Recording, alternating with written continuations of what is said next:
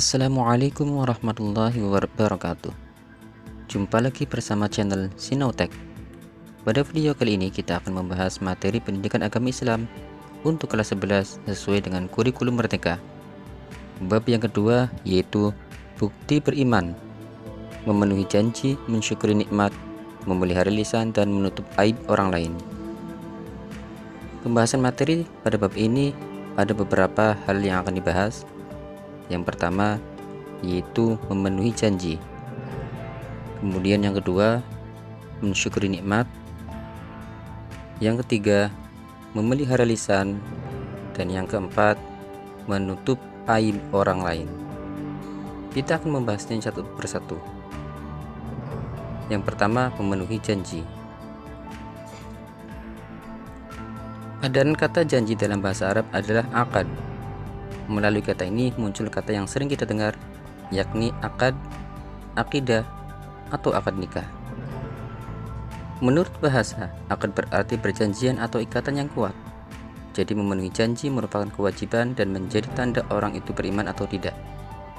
Itu sebabnya jika dikaitkan dengan makna bahasa, maka janji itu harus ditepati dan dipenuhi. Jenis-jenis janji. Yang pertama, janji kepada Allah. Kemudian yang kedua, janji kepada sesama manusia. Janji kepada Allah Subhanahu wa taala. Allah berfirman dalam Al-Qur'an surat Al-A'raf ayat 172.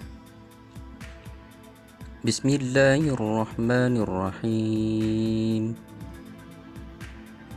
وَإِذْ أَخَذَ رَبُّكَ مِنْ بَنِي آدَمَ مِنْ ظُهُورِهِمْ ذُرِّيَّتَهُمْ وَأَشْهَدَهُمْ عَلَى أَنْفُسِهِمْ أَلَسْتُ بِرَبِّكُمْ قَالُوا بَلَى شَهِدْنَا أَنْ تَقُولُوا يَوْمَ الْقِيَامَةِ إِنَّا كُنَّا عَنْ هَذَا غَافِلِينَ. Shadaqallahul azim. Artinya, dan ingatlah ketika Tuhanmu mengeluarkan dari sulbi atau tulang belakang anak cucu Adam, keturunan mereka, dan Allah mengambil kesaksian terhadap roh mereka seraya berfirman, bukankah aku ini Tuhanmu? Mereka menjawab, betul, engkau Tuhan kami. Kami bersaksi.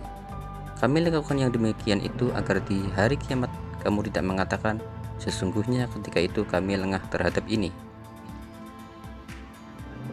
Ayat ini dengan jelas menyampaikan bahwa setiap manusia saat berada di alam ruh atau rahim sudah menyampaikan janji setia untuk bertauhid dan menjalani hidup di dunia yang didasari fitrah, karena fitrah itu sebenarnya jati diri manusia. Janji kepada sesama manusia. Janji kepada sesama manusia adalah janji-janji yang sudah dibuat dan disepakati, baik sebagai pribadi maupun dengan lembaga atau pihak lain. Melalui janji-janji inilah reputasi dan nama baik dipertaruhkan. Sekali atau beberapa kali janji tidak ditepati, maka akan menanggung sendiri akibatnya. Sulit sekali menumbuhkan kepercayaan jika orang atau pihak lain sudah pernah dicederai atau dilukai akibat janji yang tidak ditepati. Manfaat memenuhi janji. Ada beberapa manfaat. Yang pertama yaitu mendapatkan predikat sebagai muttaqin dan menjadi sebab tergapainya sifat muttaqin sesuai dengan Quran surat Ali Imran ayat 76. Kemudian yang kedua, menjadi sebab datangnya keberhasilan, keamanan dan ketentraman serta jauh adanya konflik dan perselisihan. Manfaat yang ketiga, menghindari pertumpahan darah dan terjaga dari mengambil hak orang lain, baik dari pihak muslim ataupun non-muslim. Kemudian yang keempat, dapat menghapus kesalahan dan menjadi sebab dimasukkannya ke dalam surga. Materi yang kedua yaitu mensyukuri nikmat. Syukur menurut bahasa berarti membuka atau menampakkan. Adapun lawan kata dari syukur adalah kufur, yang berarti menutup dan menyembunyikan. Adapun kata nikmat menurut bahasa adalah pemberian, anugerah, kebaikan, dan kesenangan yang diberikan manusia, baik berupa rezeki, harta, keluarga, maupun yang lain. Mensyukuri nikmat berarti berterima kasih kepada Allah atas segala nikmat yang telah dianugerahkan kepada kita. Caranya adalah dengan menggunakan segala nikmat tersebut sesuai dengan tujuan nikmat itu diberikan. Perwujudan rasa syukur. Pribadi yang bersyukur kepada Allah ditandai dengan kepuasan hati atas segala nikmat yang diterima. Dilanjutkan dengan lisan yang selalu mengucapkan syukur, misalnya banyak-banyak mengucapkan alhamdulillah atau alhamdulillah. Kemudian nikmat tersebut diwujudkan dan difungsikan oleh anggota tubuhnya dalam ketaatan hanya kepada Allah. Imam Al-Ghazali membagi syukur itu menjadi 3 bagian, yaitu ilmu, hal, dan amal. Melalui ilmunya seseorang menyadari bahwa segala nikmat yang diterima itu semata-mata berasal dari Allah. Keadaannya menyatakan kegembiraan. Selanjutnya amal perbuatannya sesuai dan sejalan dengan fungsi nikmat tersebut diberikan. Ada beberapa keuntungan orang-orang yang bersyukur, yaitu yang pertama jauh lebih produktif, kemudian yang kedua lebih bahagia dan optimis, dan yang ketiga manfaat syukur itu akan kembali kepada dirinya sendiri. Materi yang ketiga yaitu memelihara lisan. Penggunaan lisan yang tidak terjaga menjadikan perang yang menimbulkan korban jiwa, mulai dari hitungan yang kecil sampai mencapai ribuan bahkan jutaan. Sebaliknya melalui lisan juga muncul berbagai macam kedamaian, kesejukan, cinta dan harapan yang tersemai di lubuk jiwa untuk satuan, puluhan, ribuan, jutaan bahkan miliaran umat manusia. Rasulullah sallallahu alaihi wasallam bersabda, "An Abi Hurairah radhiyallahu an, qala Rasulullah sallallahu alaihi wasallam, man kana yu'minu billahi wal yawmil akhir falyaqul khairan aw liyasmut." Rawahul Bukhari.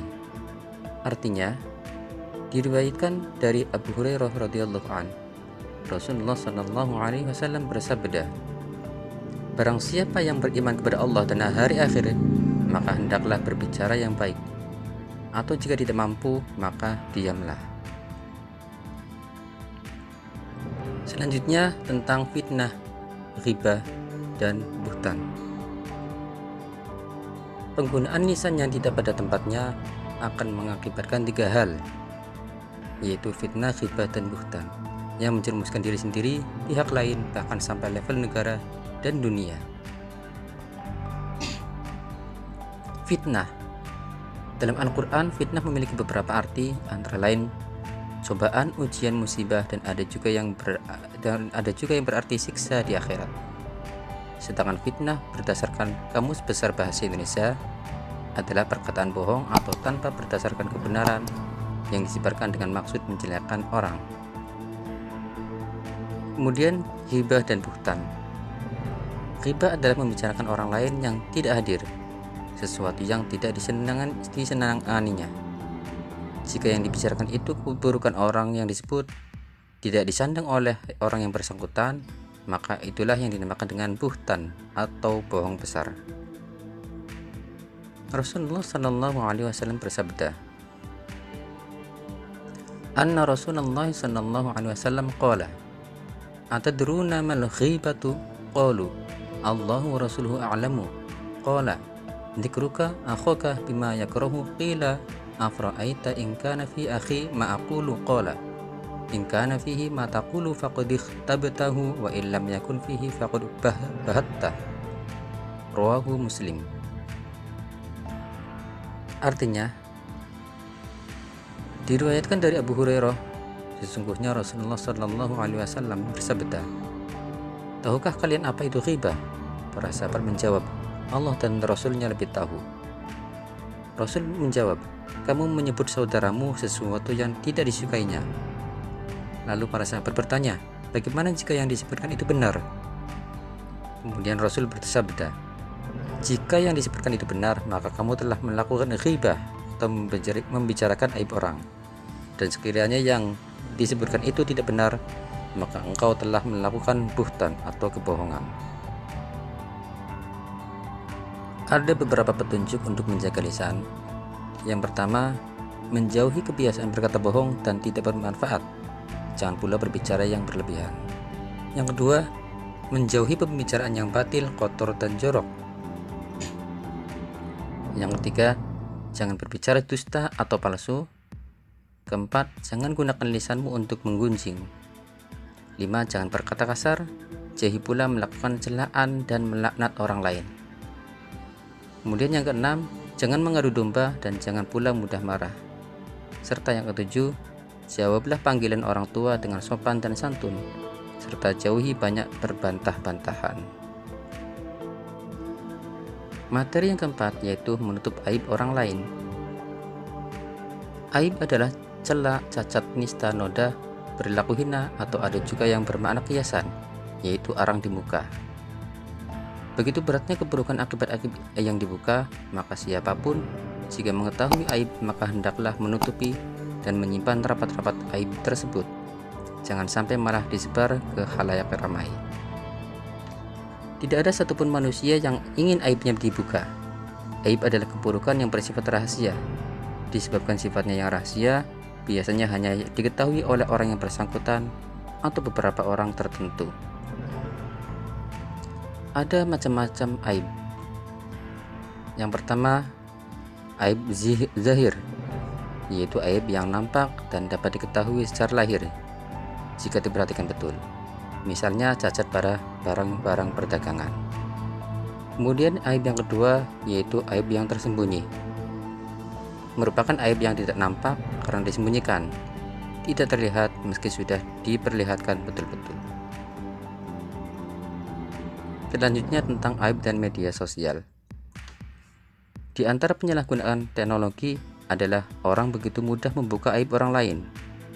Saat ini orang begitu mudah tumbang nama baik dan martabatnya dari penyalahgunaan media sosial, baik di WhatsApp, Twitter, Instagram maupun Facebook, Telegram, bahkan blog. Aib itu harus ditutupi, jangan mudah menggerakkan jari yang dikaitkan dengan media sosial. Teliti dan selektiflah dalam menerima informasi. Jika itu benar, maka boleh di-share. Dan sebaliknya jika tidak benar, maka sebaiknya jangan di-share. Rasulullah sallallahu alaihi wasallam bersabda, An Abi Hurairah radhiyallahu an qala Rasulullah sallallahu alaihi wasallam, man satara ala muslimin satarahullahu fid dunya wal akhirah. Rawahu Muslim. Artinya dari Abu Hurairah berkata, Rasulullah sallallahu alaihi wasallam bersabda, barang siapa menutup aib saudaranya di dunia, maka Allah akan menutupi aibnya di dunia dan akhirat. Hadis